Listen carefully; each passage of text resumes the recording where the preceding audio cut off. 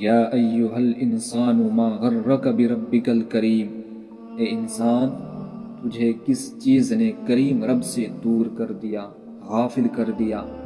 ہم نے رب کے حکموں کو توڑا، ہم نے پرواہ ہی نہ کی، ہم سمجھے دنیا میں آئے ہیں تو ہماری دنیا ہے، آوارہ ہو خواہشات نفس کے مطابق زندگی گزارے، آنکھیں بے حیائی میں لگی رہی، سوچیں آوارگی میں لگی رہی، کان نغمے سنتے رہے، زبان جھوٹ بکتی رہی، ظلم و جبر کا بازار گرم رکھا، عزت پامال کرتا رہا، لوگوں کا مال لوٹتا رہا، حق غصب کرتا رہا، کلیجے اور دل چیرتا رہا، لوگوں کو زخمی کرتا رہا، لوگوں کے جذبات سے کھیلتا رہا، پرواہ ہی نہ کی کہ یہ دنیا ہے، امتحان کا ہے، چند دنوں کے لیے آئے ہیں، اللہ کے حضور پیش ہونا ہے، عملوں کا حساب دینا ہے۔ قیامت کے دن جب وہ دیکھیں گے کہ ہمارے ساتھ کیا ہونے والا ہے تو ان کے چہرے پہلے ہی بگڑ جائیں گے۔ کیوں؟ وہ گمان کریں گے ان کی ریڑھ کی ہڈی توڑ دی جائے گی، ایسے عذاب آئیں گے جس طرح کسی کی ریڑھ کی ہڈی ٹوٹ جائے تو اس کا چہرہ شگفتہ گلاب تو نہیں ہوتا ہے، اس کا چہرہ کس قدر مرجھایا ہوتا ہے۔ اللہ ارشاد فرماتا ہے اس طرح ان کے چہرے ہوں گے۔ ابھی عذاب آیا نہیں ہے لیکن چہرے پہلے ہی اترے ہوئے ہوں گے، اور جب عذاب کی بھٹی میں ڈالے جائیں گے، اللہ اکبر، اور وہ سخت عذاب، حضور نے جبریل امین سے ایک دن پوچھا مجھے جہنم کے عذاب کا ذکر سناؤ، تو عرض کی حضور سب سے ہلکی عذاب کی کہانی سناتا ہوں، اور وہ یہ ہے کہ جہنمی کے پاؤں میں آگ کا جوتا پہنایا جائے گا، باقی پورا بدن اس کا سلامت ہوگا۔ یہ سب سے ہلکی عذاب کی کیفیت ہے۔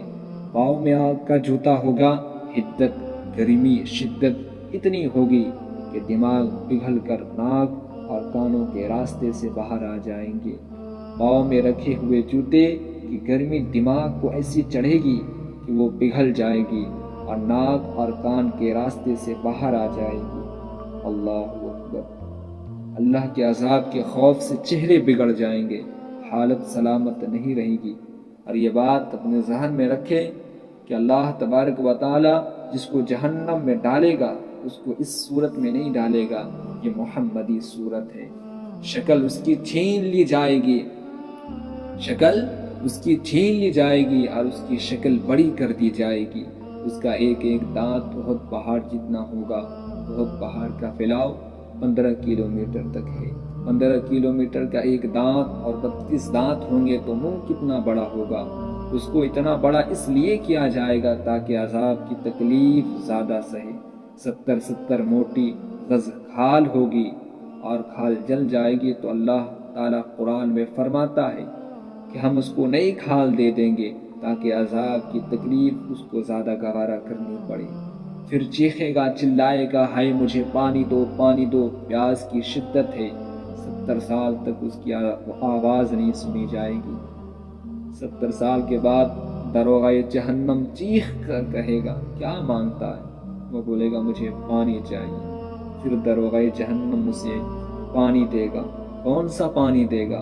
قرآن بتاتا ہے اسے مائع حمیم دیا جائے گا، یعنی کھولتا ہوا پانی، اور وہ اتنا گرم ہوگا کہ جب پینے کے لیے چہرہ قریب کرے گا تو اس سے اٹھتی ہوئی بھاپ کی وجہ سے چہرے کی کھال ادھر کر اس کے اندر گر پڑے گی، لیکن اس کے باوجود اس کو پینا پڑے گا۔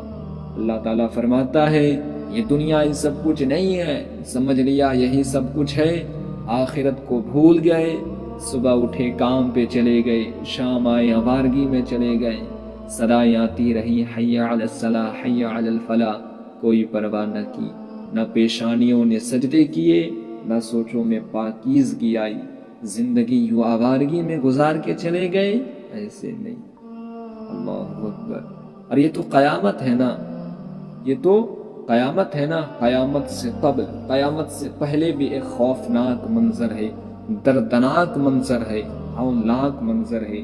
اللہ تبارک و تعالیٰ قرآن کریم میں فرماتا ہے کلا اذا بلغت التراقی، ہاں جب جان گلے میں پہنچ جائے گی، اے انسان تیرے اوپر وہ وقت بھی آنے والا ہے جب سانس اس ہنسلی میں اٹک جائے گی، جب سینے سے بھی سانس اوپر چلی گئی اور ڈاکٹر بھی لا علاج قرار دے رہے ہیں کہ اب علاج نہیں رہا، جان بس اب نکلنے والی ہے، کہا جائے گا کوئی جھاڑ پھونک والا بلاؤ۔ ڈاکٹروں نے تو جواب دے دیا ہے، اب سانس اٹک گئی گلے میں، چند لمحوں کے مہمان ہیں۔ اب ڈاکٹروں نے کہا ہماری جانب سے علاج نہیں رہا، لے جاؤ اس کو گھر یا وینٹیلیٹر پہ ڈال دیتے ہیں، اب ہماری جانب سے اس کا کوئی علاج نہیں ہے۔ ہم گھر والے روتے ہیں، کہتے ہیں کوئی جھاڑ پھونک والا بلاؤ، کوئی دم والا لاؤ، شاید وہ کوئی دم کرے تو اس کی جان میں جان آ جائے۔ ڈاکٹروں نے تو جواب دے دیا ہے۔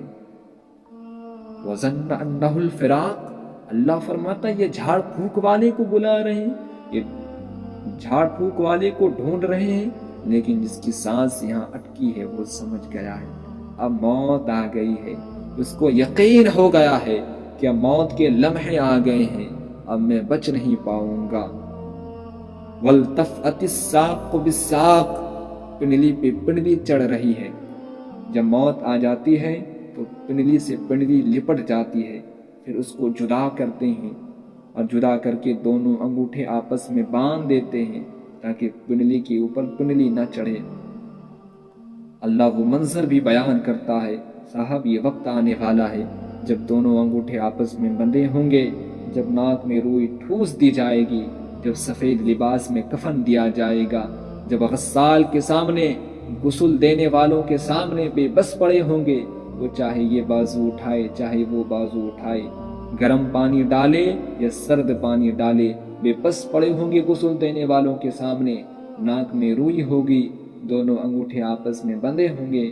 یہ محل، یہ گھر، یہ گاڑی، یہ بنگلے، جس کو سویر شام لگ کے حلال و حرام کی تمیز کیے بغیر بنایا تھا، حضور غوث اعظم رضی اللہ تعالی عنہ بولے مکان بنا رہا ہے، بسیں گے کوئی اور حساب جا کے تو دے گا، تجھ کو تو ایک رات بھی گھر کے اندر نہیں رکھیں گے کہ چلو ایک رات کے لیے رکھ لیتے ہیں، کہیں گے نہیں نہیں مہمانوں کو بھی جانا ہے، جلدی کرو اس کو سپرد کر دو، اس کو سپرد کر دو، وہ تو تیرا لباس بھی پھاڑ کر اتاریں گے، تجھ کو خود غسل دینے کے لیے بھی آمادہ تیار نہ ہوں گے۔